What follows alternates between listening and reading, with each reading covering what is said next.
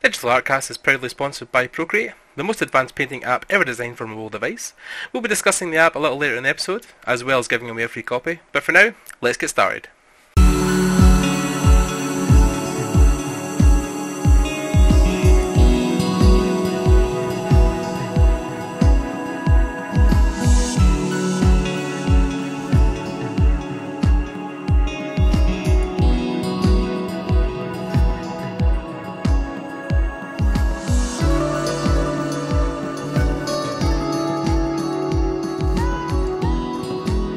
Hey everybody, welcome back to Digital Artcast, another episode and another interview. This time I am joined by a very special guest. Now I say very special because obviously a lot of the guys I got on this podcast are special, but this particular guest was one of the first people I emailed back in the day, like 2010, 2009, about why I should leave my job and go be an artist or a concept artist, Mr. Matt Gazer. So thanks for joining me, Matt. Say hello. Yeah, Neill. Pleasure, bud. I mean, we've known each other for quite a few years now, and just an honor to be here and to help you through your journey as an artist. Yeah, so. Definitely. All those times ago when you got your first email from a guy called Gordon Neill, and you're saying to yourself, "Oh, yeah, who's this?" and thinking you'd never get back to me, and then eventually the email came back. So, which was at the time was quite a lengthy response. It was, I think I asked maybe 3 or 4 questions, but I think it was a couple of pages worth of email back to me, just basically laying out what you thought would be the best path forward for my career. But and I think at the time you were working at a train. On a train or something like that as a conductor, or no? It was you're half right. Yeah, I was working for the railway in the UK. Oh, the railway, yeah. Yeah, but I was an engineer, so I fixed a lot of their telecom stuff, the phones and stuff. So yeah, that was a while back. So that was a while back, and then you were just trying to figure it out, and I just was there to help you get inspired, I suppose. Yeah, definitely. and clearly it's been working. So yeah, it's awesome. Yeah. So for people who don't know Matt, because at this point, you be modest, obviously you'll say that you don't have any fans, but I'm sure people do know. But if they don't, who is Matt Gazer and what does Matt Gazer do for a living? I am a concept artist, and for people that don't know what that is, although it'd be really weird if you're listening to this, because you're obviously curious. A concept artist is a person that just generates visual development, that, in other words, illustrations, sketches, paintings of characters, vehicles, environments, and worlds for video games, entertainment projects, and movies. Yeah. So awesome. But I do that, and I would call myself more of a concept artist than an art director, although I have art directed in the past on various projects. I think across the board I've done more just concept art over the years, and I'm fine with that. I'd rather create than be in meetings all day, and I really admire art directors that can do both. But I just love to just get my nose to the grindstone and create stuff, make stuff. So that's more my path. Yeah, because I think art directors are more just managers of artists, Yeah, they are, and some more than others. Like I have an art director right now who likes to paint on top of my work, and that's a rare technique. But it's also very useful, and in a way he gets to own the piece too. When we're done, it's like we've worked on this thing together in a way, and so I think that's good for him and me. And also he's a little older than me, and he's from Pixar, and so I feel like I'm getting some classes out of this too, but I'm also getting paid to do some work for them. So you never stop learning. I'll say that right now. Awesome. So obviously now you're mentioning stuff at Pixar, but that's the higher echelon. But where was your beginning in the industry? Where did you start from?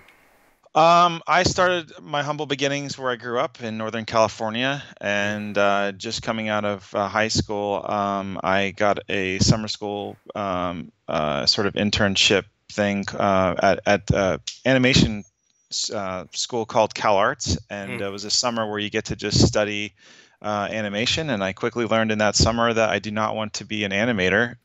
So even though I did apply to that school, I didn't get in for, thank goodness. And so that I realized I was more of an illustrator and more of a like to draw. And so then I set my sights for the most expensive art school I could find, and that was Art Center. And I got in, and I'll speed through that. It was just a great experience. Met some great friends who now are obviously really doing really well these days, and through all different facets of art, like children's books, movies, everything, video games. Friend of mine's now my roommate, Glenn Rain, is now an art director at Blizzard. Some friends of mine, Dan Santat is a really famous, well-known award-winning children's book illustrator and author. And guys like this, Pete Brown is also really talented in that. Peter Brown, excuse me. He did A Curious Garden, which is really famous, but anyway, so I out of school, I ended up, just before I graduated, I ended up getting an internship at Klasky Csupo at the time, which was an affiliate of Nickelodeon, and I was tasked with for 3 months that summer, right before I graduated, Art Center, to do background and prop design for Rugrats, the animated series, and I had I always find hilarious because that was one of the things I grew up watching. So. Oh, okay, there you go. Yeah, and I was just an incredible experience working in a real studio. I will say, and I kind of hinted this to you yesterday when we were chatting a little bit, that even though I had that gig, that little short experience after graduating, I figured I could just roll over to Rugrats, knock on their door, and hey, can I get a job? And they just don't create jobs out of thin air, obviously. So I learned that lesson. But after 6 months of really searching, I finally got my first real job as a video game concept artist on the Lord of the Rings Two Towers video game, and that forced me to move up to the San Francisco Bay Area from LA. And I've been around here ever since in the Bay Area. And just worked in video games for 5 years. Ended up going to Lucasfilm Animation as a concept artist for them on the Clone Wars animated series, and then I broke off that to do some more blue sky projects with some friends who had a startup video game company. And then, long story short, that tanked, and I ended up doing freelance, and I've been a freelance concept artist ever since. So there's my journey in a nutshell. And just a quick ask, because this is obviously me as well, because I'm geeking out here, but you got to basically work at Lucas now. Even YLM, floating about just now, it seems like the top tier echelon of jobs for concept guys. What was your experience working, even on the Clone Wars series? Was that like a dream come true for you, Star Wars wise? Because obviously, I think most people are fans. So yes, I mean, I grew up in where we had redwood forest in our backyard, pretending to be Ewoks. I was born in the era of Return of the Jedi, not Empire and the original Star Wars movie, but New Hope. But so to be where it all began, and I remember when I was in high school, my mom bought me this book about industrial light and magic, and in the first few pages they had a picture of Skywalker Ranch with the beautiful white house on the near the vineyards and stuff, and then all of a sudden I'm working there and I'm hanging out there, and it was just such a weird experience at first, but people were super amazing. That my colleagues that I met there, I'm still friends with today. We helped generate the Battle Milk series art books, and 1, 2, and 3, and I just got a lot of great contacts out of that. And I'll never, and I think all of us will never forget those days at Skywalker Ranch, because after being there for about a year, they moved us to a different location, still close to Skywalker Ranch, but it was the Big Rock Ranch, and it was although still beautiful, it wasn't as nostalgic and more corporate. And the real reason why I left is because and this happens a lot in big studios. They end up finding how, a certain area that you're really good at, and they'll just keep you there and doing that all the time. And so I in my personal work and my freelance projects at that time, I was generating a really different type of work, and so my friends were suggesting I should join them outside of the Lucas, and so I left, and people thought I was crazy, but hey, sometimes you have to be crazy to do something. Yeah. It's just it's a growth thing. I think when you feel stagnated in your position, you really want to try and keep continuing to grow. And I think if things are too easy or you're comfortable, then the growth never happens. I mean, I know. Yeah. Yeah, I think back to a more recent guy who's obviously just he's younger in the industry, but Mark Brunette has been working at Blizzard for God since he was 17. I think he's 30 now, and yeah, Wow. but he left Blizzard last year as one of their character guys to start his own company, Cubebrush. I don't know if you've heard of it, and No. it's a website basically where artists can sell their kind of like Gumroad. They can sell work online, demos, assets, all this kind of stuff. But he set it up. And he found while he was at Blizzard, he was balancing running Cubebrush and working at Blizzard, and then eventually he was, he didn't want to split his time anymore. He wanted to chase his own dreams, so he left Blizzard to go run Cubebrush, which has become super successful now. But then again, a lot of people were saying, "Oh, I mean, you're nuts. You're leaving Blizzard." I mean, like, apart from like ILM, like Blizzard is one of the other top echelon things based in California. It's in Irvine. It's a huge studio. They make massive games. Yeah. But he wanted to do his own thing, so power to him. I mean, like my art director right now on the client project I'm on, he was an art director at Pixar, and I got to know him because I was trying to get into Pixar around the same time I was trying to get into Lucasfilm, and I didn't get into Pixar, but I had many luncheons with this guy, and he was about on his way out, and he was. In all the right suggestions, he was saying you don't want to work here, and I finally, after going through all that, I realized that big corporations like DreamWorks and Pixar and just don't really resonate with me. Working a full-time desk job there, I'm so much more comfortable freelance. And ultimately, the same person I'm talking about is kind of he's a contractor. He's not really a full-time guy either. So he just bounces around and consults and art directs. And so I mean, we all go through this phase, I think, starting out where it's just so enticing to work for the big box names, working on big sexy movies and everything, and when it comes down to it, you just want to work on stuff that resonates with you, whether it's really flashy or not, and that's where I'm at. No. I mean, I mean, and then also back to being comfortable, or not. I was asked a couple years ago to start doing stage design and event design for EDM concerts in Europe, specifically Brussels, Belgium.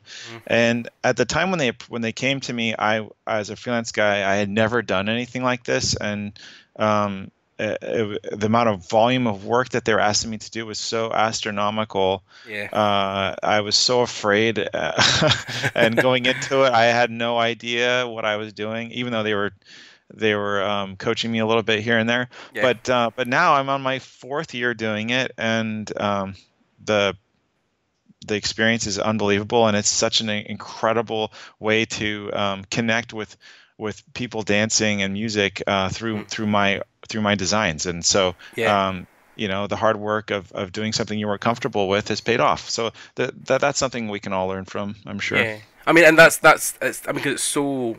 I mean, it's still design, it's still illustration, but it's no tied to an industry that's typically associated with them. So games or movies or TV, it was a music festival. For people who don't know, obviously, I can see the picture right behind Matt because we're video calling. But if you didn't know, the festival is the Daydream Festival. It's it takes place in April every year, and it's like 65,000 people. Wow. And then they have DJs come from all over the world, and you camp for 2 days, and you just rock out. And they have it's kind of a carnival too. They have all kinds of rides, and they have other tents with other venues where people are DJing. But there's the main event, the main stage, and that's what I'm a part of. I basically design the poster, and then we try and make the world of Daydream look at the festival look like the world from the poster. So so it's really challenging and really creative and a lot of fun. Yeah, which is awesome though, because the one thing I've admired with your work, the one thing that was initially drawn to, apart from the Peter Pan music on you have to start your website, which you got rid of and I hate of, is your worlds, because unlike most artists, you have this foundation underneath your work where you've created this world of characters and places that most people, and that was what came a lot with your book. When you published it, was an exploration of that world that isn't work you've done for like Disney or whatever else. It was your own. Look inside your head, basically, wasn't it? Yeah, yeah, and a lot of people, shockingly, were really impressed that I had just a ton of sketches in there, and it goes back to, you know, layout and design. It all starts with drawing and sketching, and I think that's so important. Yeah. In most cases, even more important than the finished, polished painting, because Yeah. you're seeing this story of development and creativity. And so anyway, I tried to emulate a lot of that in the book, and then obviously having paintings and everything else. But yeah, I was hoping that people would get a little view of what I'm about in that. Yeah. And to be honest, over the past 15 years, I have all these stories and big ideas that I want to develop someday, and they're not moving as fast as I want them to. So instead of just hiding them and putting them in a corner in my own room, I decided to just publish this book and expose it all to everyone. So who knows what will come out of that? Maybe a lot of plagiarism. I don't know,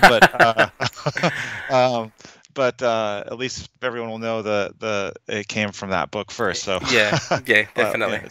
But then we had this conversation a while back. I think it was even last year, where you attended an event where people were doing life drawing, but they were surrounded by Cintiqs instead of paper and pen or charcoal. And I take it, is that something you try to champion even with people you teach or younger students, that sketching is still, pen and paper is still a big thing for you?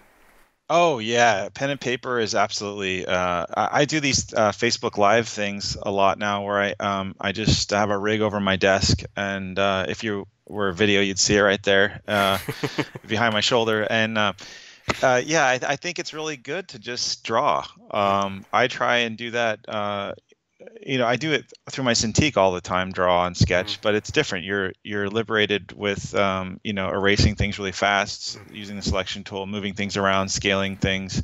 When you draw a head on a piece of paper, you can't do that. You're stuck with that scale, and you have to try to make it work. So there's a lot of just thought that goes into a real drawing that you don't have to, you have to commit. And I think a lot of ways it forces you to take more chances, more risks, and be comfortable with it. You can't just erase it, and unless you do pencil, obviously. But that's just a totally different look for me. The way I draw and sketch is through pen and ink, and they're kind of just loose drawings. Line work is really a secondary. It's more just sketching ideas out, and then sometimes these things will turn into painting someday. Oh, that's a cool. These characters are interesting. Maybe I'll do something with that. So, and that's interesting as well, because obviously, me myself just studying stuff under Scott Robertson with his book just now, How to Draw, he champions that at the start, where he talks about like never erasing, because he obviously is also a permanent marker or biro. Like he doesn't erase a lot of lines, because I think it's more focused because he's more industrial design, but I think it's still good practice to get into to be as precious with your artwork, with your lines. If with a sketchbook, the one thing I got back in the day when I was in my early art school days in college, where a lot of guys would buy pristine brand new sketchbooks with all these fancy leather bound things and all these big white pages, but they would never draw on them because they were so afraid to make them messy. And I'm like, that's the whole point of a sketchbook, right? That's the aim is to make it, to be free and creative and find yourself in it. I got 3 things I can say to that.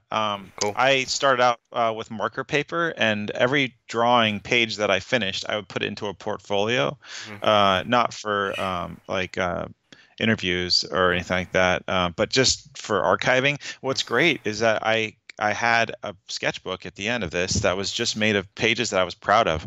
And I'm not afraid, if I'm having a bad drawing, I'll just rip it out and throw it away. And if my sketchbook is a quarter of an inch less thick because of it, then so what? But at least I have a solid volume of art that I'm proud of. Other people say, hey, keep the bad drawings in there. It's important to look back at them. And I say bullshit because I think it's therapeutic to throw away work that you're having a bad day on, Yeah. and I tear it up, and then I can start back stronger, and I can't reference the piece I just effed up on, and feel bad about it, and start fresh. Another thing I do while sketching in pen and ink is something that I think Scott Robinson does, and a lot of industrial designers do, is you use a light marker, really like a 1 or 2. Yeah. And you experiment what you're trying to create really loosely. Yeah. And then you come back in with your actual line work that's darker and commit to that. And so you have a foundation of pre-experimentation where you already know where you're going with your drawing, and then come in with real line work and commit to what you're trying to create. For years, I didn't do that, and then it was more challenging, but it's not as fun either. If you're loosely creating something, and you step back and you see the like through the fog almost something that could be there that you're creating, it's really inspirational. And then you come back with pen and ink and finalize it, and you're actually you're on a good path for a nice drawing. So awesome. Yeah. So I mean, even though we're talking about these basic ideas back in the day of drawing and sketching and pages, and with the work you've done so far, you've been able to work with some massive studios, and you're freelancing. I mean, there's a big talk in the industry just now where I think basically with the birth of the internet and how quickly things have progressed, there is more people I think missing the first step of even working in a studio, and people are going straight to freelancing. Do you think that's possibly going to be more the future of, well, specifically 2D concept artists?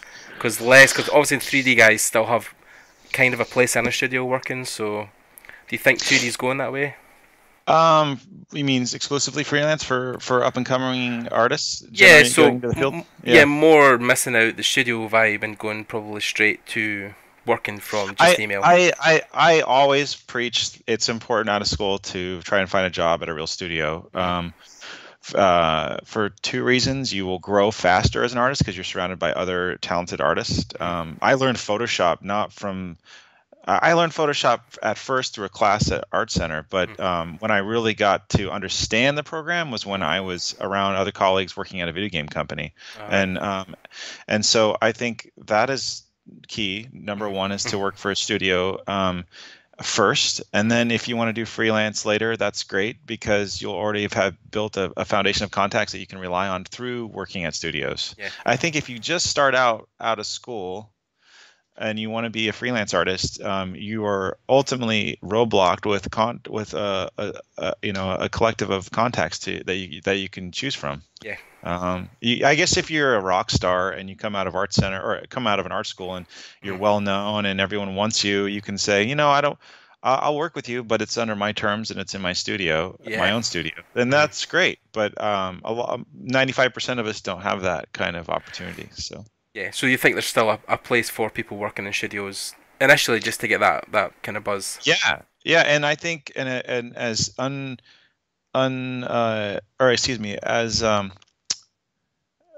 unattractive as it can be sometimes working for a mobile game studio, I think there's a dime a dozen of them out there that are all looking for artists that have skill and talent, and that's just a good place to start because they'll hire you. So if you just search for those top quality, top tier AAA companies, you might be slightly disappointed. And I think that's when you would really focus on working for a mobile gaming studio. So and that 15 years ago when I started out, that wasn't obviously there. So I think everyone automatically has a greater advantage now than back when I was trying to look for work. So.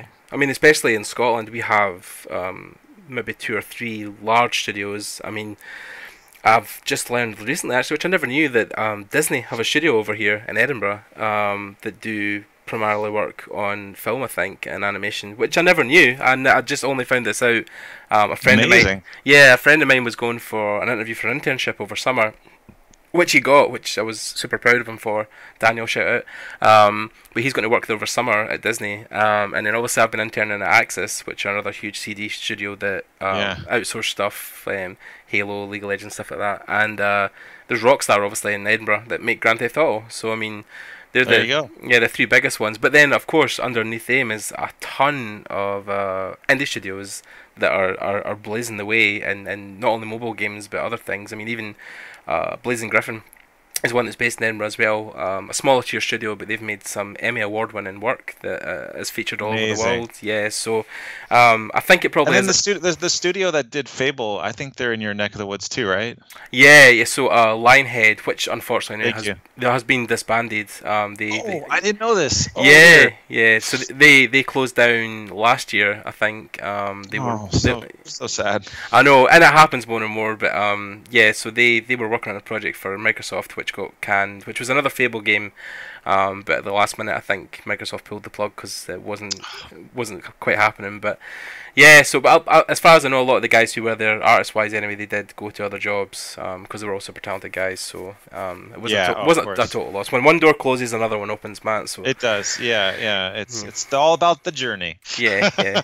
Which is why I think I keep telling people, because I've been told so many times, is that you need to be constantly evolving your portfolio even when you're in work, because these things can happen at any time. I've known several studios or people in studios, bigger studios, where projects have just ended and people have just been told that day, you won't be here next week. So yeah, I've heard of this this sort of practice where the moment you get a job, you're already preparing and looking for your next job. I don't think to take that literally. It just means like you don't. The first week working at a studio, you're already applying for another place. Not like that. But you're just constantly in that preparation mode, and updating art on your website, always having a nice book portfolio, off on hand that's updated too. Never getting too comfortable with work that you're highly excited about that's old. Just change it out. Throw things out. In fact, I should do that on my website a little bit. I think there's some stuff that's 10 years old. Thrown away. So yeah, that's just a good practice to have. And this, and I was going to say as well, on the subject of like the way studios close or the way studios have been treated artists lately. I mean, I know you might not have known the conversation, but I know there's a couple of guys in the industry just now are talking about how they're trying to basically create a movement, I think especially in America and towards California and LA, where they're trying to unionize the fleet of 2D artists that are in the industry just now, because obviously the old acronym is that if you're in a studio and you don't want to work overtime, you don't want to work weekends, or you don't want to do certain things, people will say that's great, but there's 10 artists at the back, you want your job. So exactly. I mean, how do you feel about unionizing, especially with artists currently? I know there's two schools of thought. One is it's great because it protects people and their families, and the other thought is, mostly I think with a lot of the movie guys, that unionization or unions in those places creates a stagnation in maybe lazier artists that are get kind of too comfortable. Yeah, and this is no slam on some of the artists out there, but I see some of the concept art that leaks through on just like live action movies. I am like, wow, that is bad. Or maybe this person, like you said, was picked in a studio, was sort of the best artist at the time 20 years ago, and he's still pumping things out, and his name is known, and or whatever. That's fine. I'm really excited for that person. He's got a great career, but there's the quality of art out there is just so competitive and so amazing. And when you see like a high level movie and you look at their concept art and it's just like bashed together really fast with some flares or something, and I'm just dumbfounded. So I think you're right. Maybe the unionization has stagnated things a little bit. And plus, it's a lot harder to get in on gigs. I mean, I've gotten into situations where someone contacts me and they're like, "We're so excited to work with you. Hey, are you union?" Oh yeah. And I said no, I'm not. And they're, oh well, we're not prepared to go through the hoops of getting you on in a union, so I'm sorry, it's not going to work out. I'm like, oh man, that would have been a great thing to do. We're gone. So it's got its roadblocks for sure. Because I think that's an exclusive thing, especially I think in Los Angeles, that you need to be part of the union workers to get involved in projects in certain studios. I think the only loophole for that was Lucas, because up until Disney bought them, Lucas was an independent studio, so they didn't have to use unionized people. Yeah. And part of the downfall to that a little bit was that at the time their wages were good, but they weren't amazing. And I think there was this, this cloud over the company where it's just an honor to be there, and it was absolutely 100% dream job. But I think in some cases, some companies can kind of abuse that a little bit and just say, hey, we're only paying you this much. There's another person down the line that will take your spot if you're not happy here. So, But there's I mean, there's a lot of positives to working as that. Yeah, I mean, there's a lot of positive working as an artist in this industry. Definitely. I mean, people who are listening, don't let us get you down. It's a great industry to work in, and the people in it are amazing. But I think it's just having that awareness that studios can, as we say in Scotland, take the piss, where you're getting offered a dream. Say like somebody comes to you with the next Star Wars project or whatever, the biggest movie coming out, and they say, you get to do this and this and this, and you get to this amazing opportunity to work in this film, but we're only going to pay you like $100 less per year daily. You're right. Yeah. So and then you're kind of thinking, and no benefits.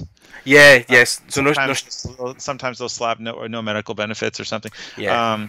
Or they'll hire you on in-house and you're on contract. And so you're actually going to work every day. You're actually getting a paycheck, but you don't get all the benefits because you're working in-house as a contractor, not a full-time person. And obviously there's financial reasons why they do that. And, you have to just weigh the pros and the cons. Yeah. So, and you could probably speak to it better than most people because the bulk of your career now, or at least the last, 7 or 8 years has been working contract or freelance. Yes. Have you missed the perks that come with studio work, or do you find that you've been able to cope? I've had a long journey on that process. I've gone through years where it's been really tough. I've gone through years that have been really good. I've worked on some big movies. I've worked on some really crappy projects. I think the worst one ever, real quick, not to sideline the conversation here, was a medical animation company, and they wanted me to illustrate the inside of a woman's vagina, right?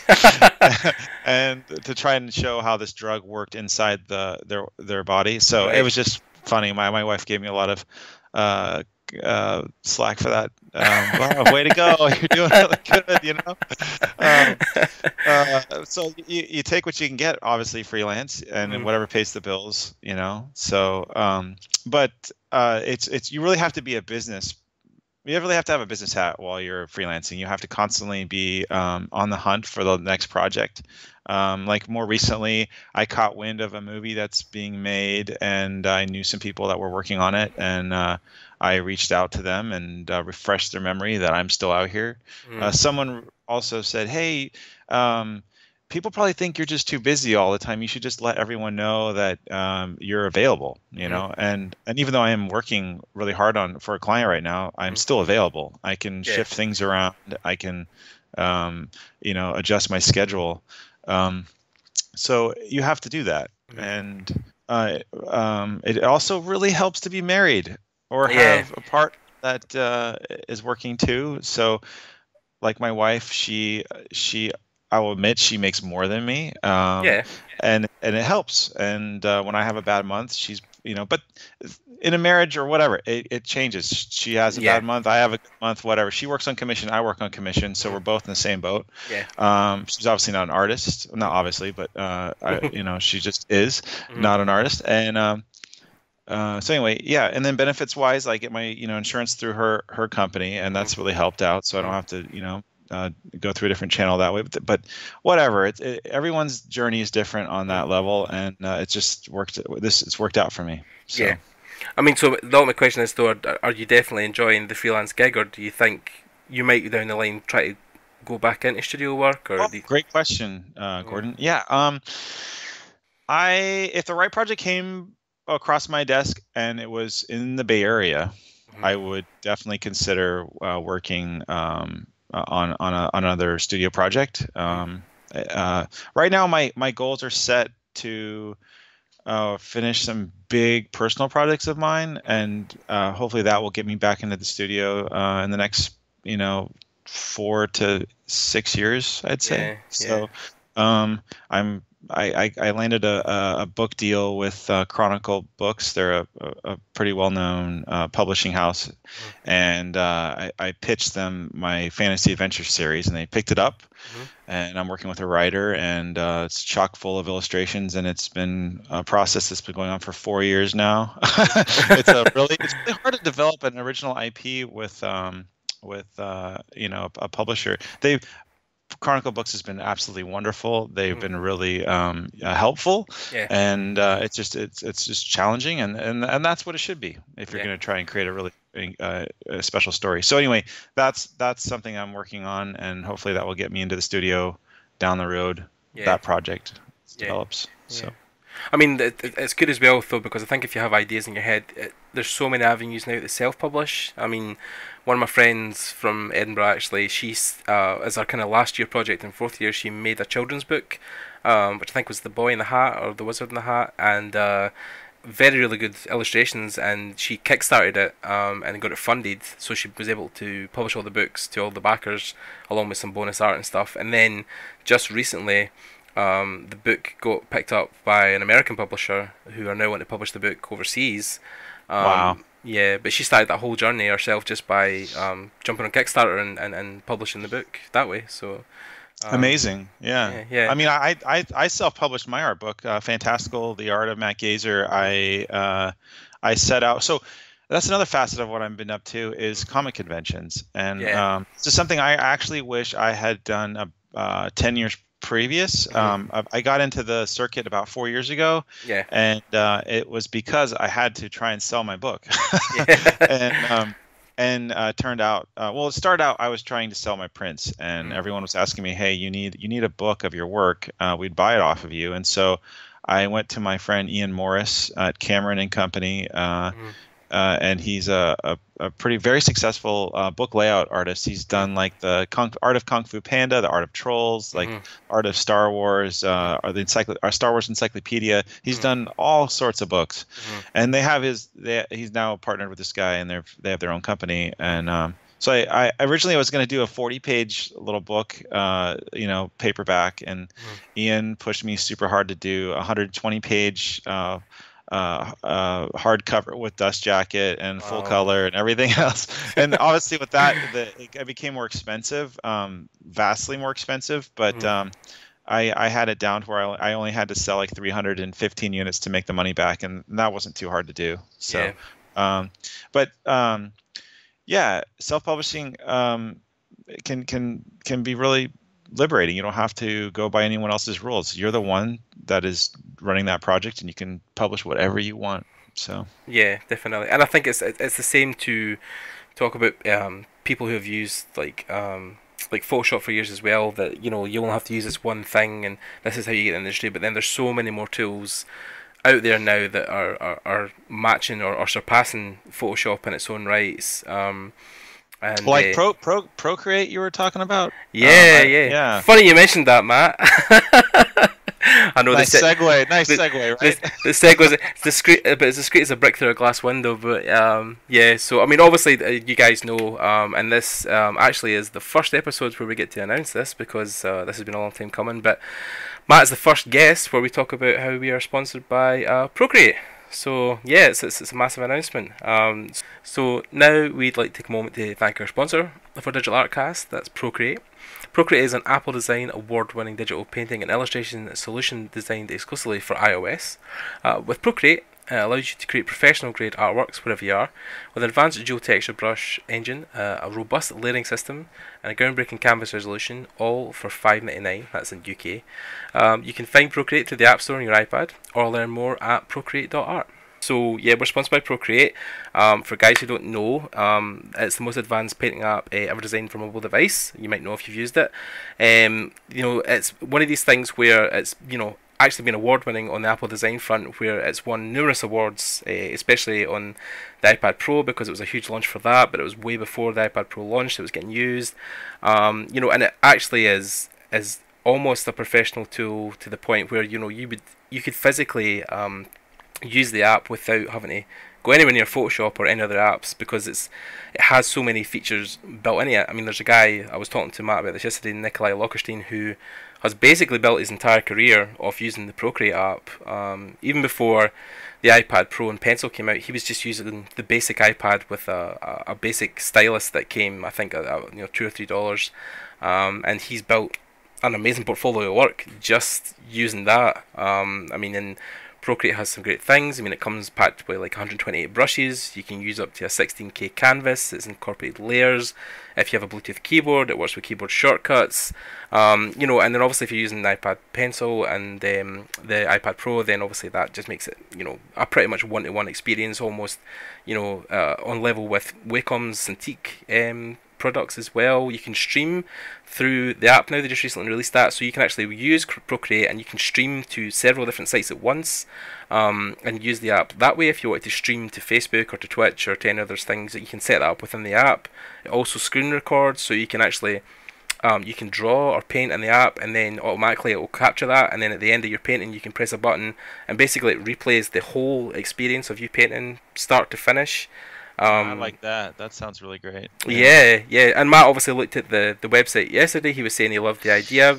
Yeah, I'm going to download it. I'm actually going on vacation to Hawaii this weekend, so I'm going to put it on my iPad, and I have a stylus, and I'm actually going to try and do some digital landscape painting on that, and maybe next go around we can share that or whatever. But I'll be using Procreate, so I'm excited to try it out. Yeah, definitely. And guys who are listening here, we have an offer for the guys who are listening to the podcast in any sense. But if you're specifically on YouTube, if you guys would like, comment, and subscribe to the podcast, I'll be picking a random winner, and someone will be getting a free copy of Procreate in the next week or two, once I get the codes back, and we pick a winner. So if you guys are listening just now to the interview with Matt and myself, like, comment, and subscribe on the channel, and we will organise a free code for a random winner, so you guys can use Procreate. So yeah, thanks very much to Procreate for sponsoring us. It's great that they've got involved with the podcast now, and yeah, so that's really cool, Gordon. That's awesome. Yeah. To be sponsored is a big deal. Yeah, so. Definitely. So I'm super happy at the guys across there that have they've managed to put their faith in me to run with the brand as well as my own one. So yeah, big thanks to the guys at Procreate, all the way over in Australia. So yeah. So Matt, you have talked about the industry, how you got started, the way you feel about it just now, but most people will be always asking, what you feel it takes to get a job in the industry. Maybe a bit different for you now because you're not art directing full time, or you're not based in a full time studio. But if people were looking to get into a studio, maybe even now, as maybe compared to your experience when you first got your first job, how do you think's the best way to go about that, specifically for 2D art? I honestly would have. I mean, if I was starting out now, if let's say I just wanted to get back into studio position as a concept artist, I would. Let's pretend I didn't have any contacts. First thing I do is just really mine LinkedIn and make a really good long list of all the companies I want to work for. If I'm willing to move, then that list would be even longer. If I want to specifically stay in a region like LA or New York or Chicago or San Francisco Bay Area, I would make a laundry list of companies just in that area. Yeah. And I would seek out and build a contact base on LinkedIn. And develop a network of people that I'm at a first contact basis with in that group, and just start making that leap for generating contacts. At the same time, you really need to have a good presentation. That can be either on Instagram. That's the easiest these days is Instagram, obviously. But if you can either code yourself or if you can afford to develop a website, I think that's the way to go. I don't know how many people really visit my website anymore, and I'm actually considering doing an app.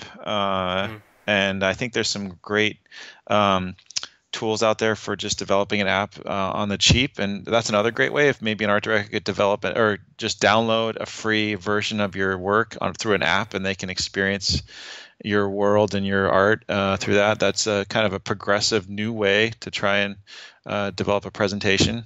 Yeah. Yeah, and then just start researching which companies need artists, and just go through the channels. You know. Yeah. So I mean, one thing that's been really successful for me is contacting an art director at a company at LinkedIn, sending them a link once I'm connected with them, sending them a link to my website, and I'm so confident with my presentation on my website that I let that try and do the rest. 9 times out of 10, they say, "Hey, beautiful work. Yeah, we don't have any work right now, but we'll keep you in mind." Then I have an Excel sheet of like everyone that has either said they liked my work or has said, check back in 3 months or whatever. And I make sure to do that. And I go back to my list, and I methodically go through everyone, and I rotate every 3 to 6 months. And so yeah, if you're starting out, that might be a little quite of an undertaking, but it's worked for me, and it could work for you. Yeah. And then, and like I said, mobile gaming companies. Honestly, if your portfolio is not the best it could be, and it still needs some polishing, then I would go with the mobile gaming studios, because the requirement for art quality is not as high as, say, Pixar or DreamWorks. Yeah. And you can definitely be more successful getting a job that way. So. Yeah. And also there's on the newer side of it, for probably my generation that's coming up for working through concept now, ArtStation is a huge thing now. I mean, I even spoke to Shadi, who runs One Pixel Brush in LA, and he was saying that when people submit work to him now, he just looks for their ArtStation link, and he just size through that. And because ArtStation posts jobs for the industry every single day, and there's always up to 30-40 jobs per page. They seem to be the kind of I know what you're saying with LinkedIn, but I think there's a shift paradigm now where I think more and more people now just build a career in ArtStation, and people are seen through that. I know even That's Leonard. Really great. Yeah, I mean Leonard and his team as well, who run it. They've recently launched ArtStation Pro. So I think it's like $6 a month. They basically turn your ArtStation into a website that has its own URL, and you can just amazing. Yeah, send that off to art directors or people, and even working at Axis, I know there was a time they were looking for people. They would go through ArtStation a lot, or they would look through the trending page at the front, which artwork was trending, and try and look at some of the the bigger artists, and then contact them through, because ArtStation has a hire me button, so you just press it and it automatically sends an email to the guy saying, we're interested in you, we'd like you to work with us. So yeah, I mean I think it's even easier now for people to get noticed. Big time. Yeah, there's entire forums just devoted to promoting your work. Yeah, and, definitely.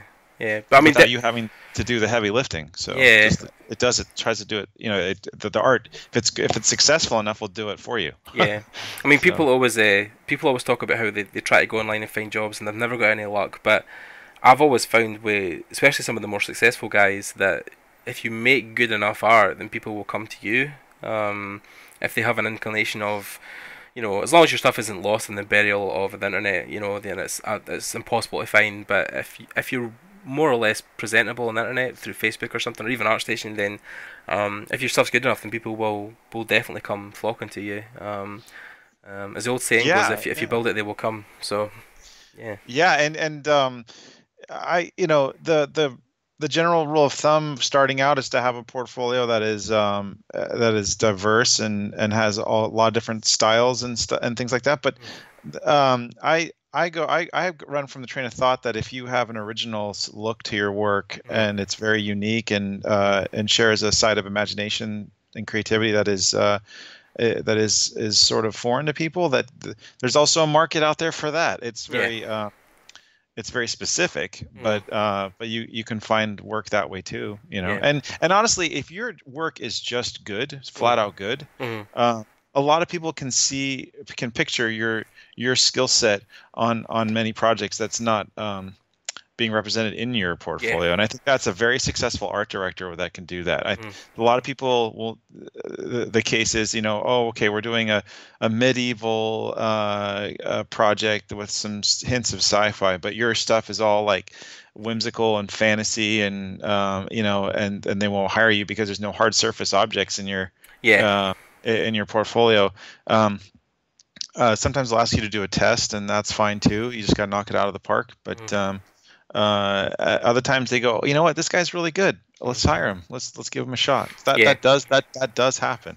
Yeah. So I mean, like one of the biggest gigs, especially freelance, because they contract so many people out, is Wizards of the Coast using Magic the Gathering. I mean, that's a huge thing, and people would say that they always try to aim their portfolio towards that because it's the top tier echelon, but I think that puts fear, especially for me. I know specifically that growing up, being into comic books and LA kids TV shows like Turtles and He-Man, where I tend to be drawn towards a more stylized look for my work. But I think for the last, it was only recently I kind of like had this revelation. But the last couple of years I was trying to almost force my hand into that style because I wanted to have that look, that appeal that most people have, but still then I was like, well, this isn't really what I want to do, and and people are saying, oh, with the stylized work you'll never get work, but then a lot of the stylized guys I know basically are going towards Blizzard because they have a huge demand for that work, because so does League of Legends. Their style is all over the place. Yeah.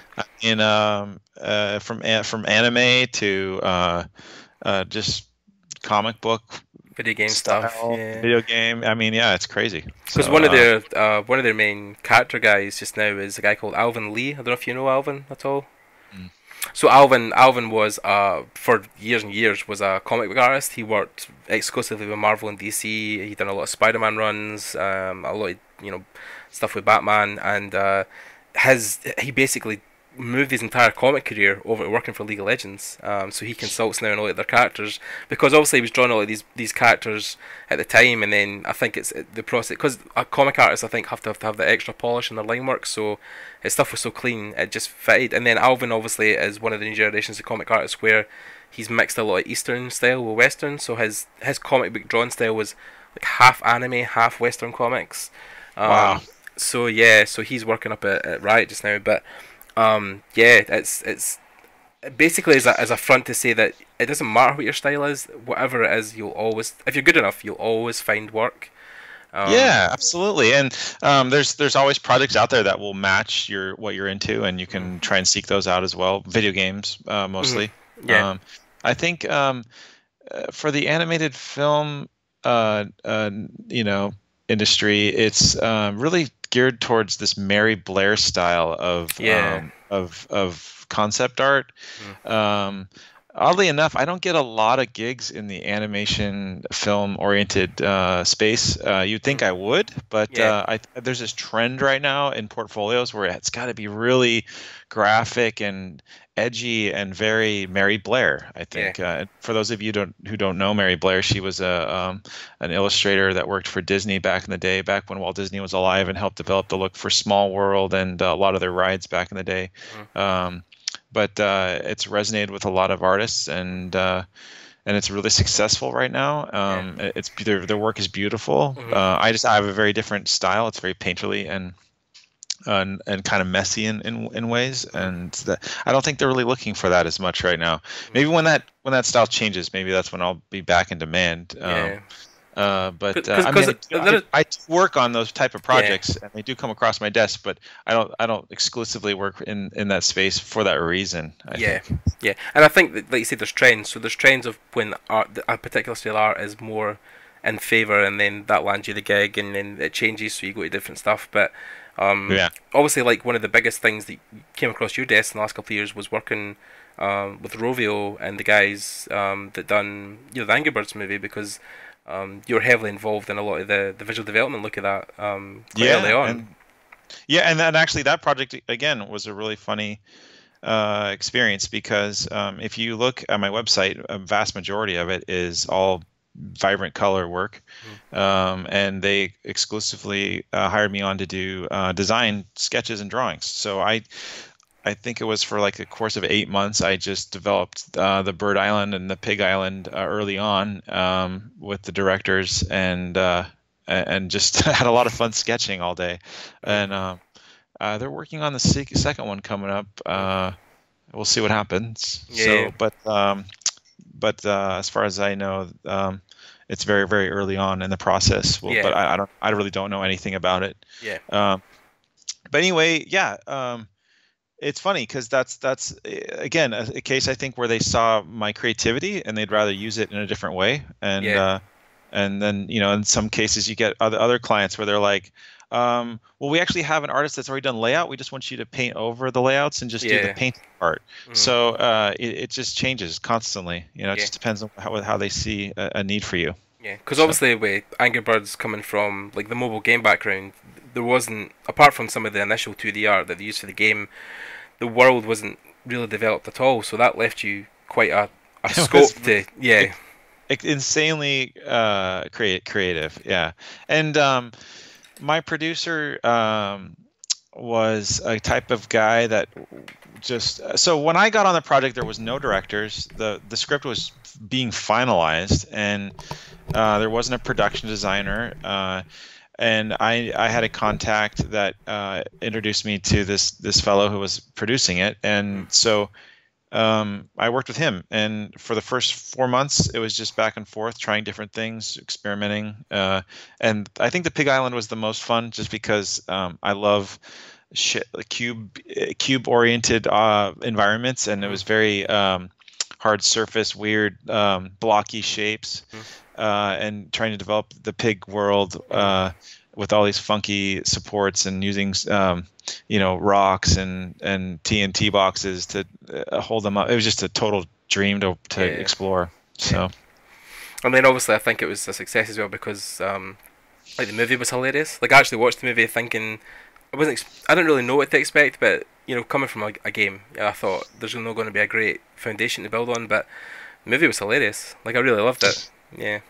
I mean, it was a fun film. It's not the greatest one that was ever out there, but definitely made a lot of money because obviously the franchise is so well known. Popular, yeah, and obviously the movie was incredibly beautiful. Not because I worked on that. I honestly have huge props for the production designer Pete Oswald. He basically crafted the final look for everything, and he did an amazing job. And yeah, so that's just a case in point of having the right people in place. I think that the coolest part about that, working on that project, the coolest part was seeing the final product, seeing the art book. Although a lot of my work didn't make it into the art book, which is fine. Seeing how other artists evolve the art that I had first started, and seeing where it went after I had initially lit the spark on some things. Yeah. And seeing the seeds of what I helped create in the final look, that was just something I really had never experienced before, and it was a lot of fun to see that. Yeah. So. Awesome. So, for people who don't know, kind of like going forward, where are you in the next year? Do you have anything kind of big and exciting coming up? Or obviously, probably you can't talk about a lot of it, but is there something that you've got your eye on, or think you'd like to do, or? I'm hugely involved in this comic book circuit. Comic convention circuit, and I am always generating new material for that. I'm actually working on my first toy. It's going to be a resin toy. It's going to sit 8 inches tall. Wow. And it's going to be the design is really fun. I finalized the design. I found a company that's going to make it for me, and nice. the people that made my book are going to do the packaging. Oh wow. And I'm completely self-funding it. I'm going to only do 200 of them. And so I'm really excited because I have a huge collection of toys and art toys, and I've always wanted to make my own. So this is a trial run to see if this is going to go anywhere. So and then on top of that, it's just that art book, the fantasy adventure series. I'm just 100% full steam on that right now, and with my writer, and trying to get the book completely done by Christmas in rough form, so that I can spend all next year polishing it. Cool. So yeah, and then are you looking to get involved in any kind of other stuff, external from your personal work? Is there stuff you're doing for any studios? Yes, DreamWorks, something potentially coming up with that. Cool. Very exciting, actually, and then potentially, I can't say, but there's another studio that I might. I'm not trying to just keep people in the fog. No. There's always things that are coming towards me, and then they fall through, and you just never know what's going to happen. Yeah. So, nothing too. Oh, I will be starting the Daydream Festival for next year in June, which is tomorrow. Not literally starting the project tomorrow, but in June I'm starting that again, and that's another thing where I look forward to the poster so much because it's so highly imaginative in the world that I've created for them. So they give me a word like typewriter or magical lantern was last year's. The year before that it was a compass. And literally, I have to generate an entire visual world based on that, and it's a huge challenge, and it's a lot of fun, and so that's something, that I'll be working on here in the next several months. Awesome, cool. And then for people who want to follow your work, or they want to get in touch, or your presence online, where can they find you? Yeah, I'd say Facebook is dying, although it's very useful. I do have a Facebook page. Just look up my name, Matt Gazer. Last name is spelled Gaser, 2 T's with Matt, and I'm not a floor mat. And Instagram, just look up my name as well on Instagram. I'm very active on that. Almost every day I post something. And obviously my website, just mattgazer.com. Cool. So there you go. And then obviously the last plug as well, your book is still available. Yeah, I think you're still available on Amazon. The Fantastical, The Art of Matt Gazer. That can be purchased through Amazon. But if you want to get a special copy that has a drawing inside of it, you can get that through my website. I have a store. Cool. So yeah, how much is your book again? It's about $25. My book is $30. Not to undermine the sale of my book on my website, but you can get it much cheaper on Amazon, as almost anything these days. Yeah. And then obviously I post on Facebook and Instagram whenever I'm doing a comic convention, and I generally keep it on the Pacific Northwest, so all the way up to Seattle, all the way down to Burbank. That whole region is Portland. I'm doing a comic convention in Portland in September. That's my next one. Right. So. Yeah, and that'll have copies of your book and prints. And actually I'm doing a limited version of that book with a clamshell and 2 limited prints. And I'm only going to be offering 200 of those as well. Wow. And that will be available here in the next couple months. Right. Okay. Grand. Okay. Well, just finally, just to thank you, Matt, for coming on and speaking to me. It's been a pleasure as always. My pleasure too, Gordon. Thank you. Hope you enjoyed it. Guys, stay tuned to the podcast. We'll have a lot more interviews coming up. Again, thanks to my sponsor, Procreate. And obviously check back and like, subscribe, and comment on the video if you guys want to win a free code for Procreate. That'll be coming up. I'll pick a random winner and get in contact with you through YouTube ASAP. And stay tuned for more great stuff, and we'll see you guys later. Thanks again. Bye.